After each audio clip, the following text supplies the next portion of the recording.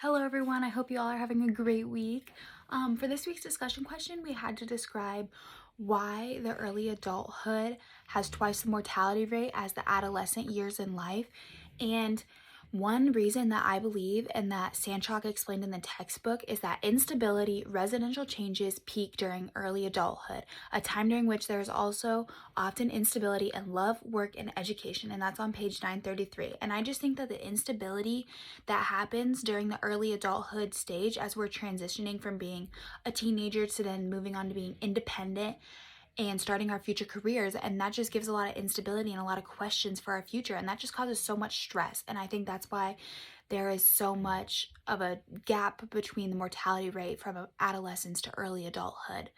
Another reason could be that Sandchalk mentioned a longitudinal study revealed that most bad health habits that were engaged in during adolescence increased in emerging adulthood.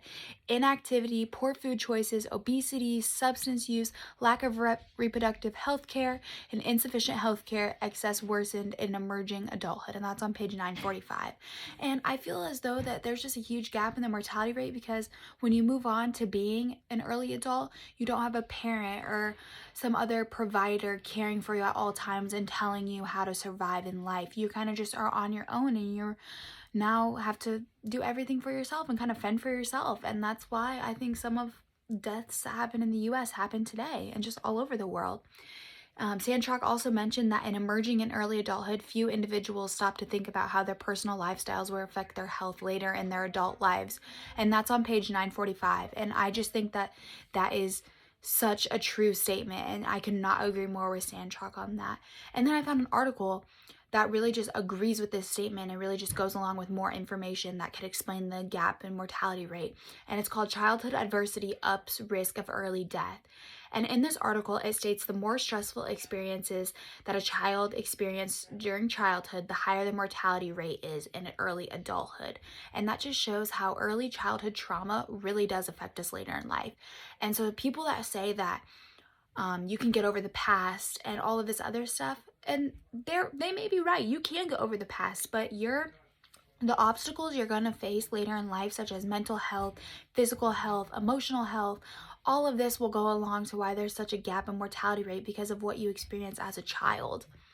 And in many ways, our childhood lays the foundation of our health in adult life. It is essential to our physical and cognitive development. Disturbing this development may have long-term consequences for our physical and mental health later in life. And that was explained in the article that I read. And that is just something that just amazed me because I never realized how much our childhood does affect us, but it truly does. And it truly does have a lasting effect on our future.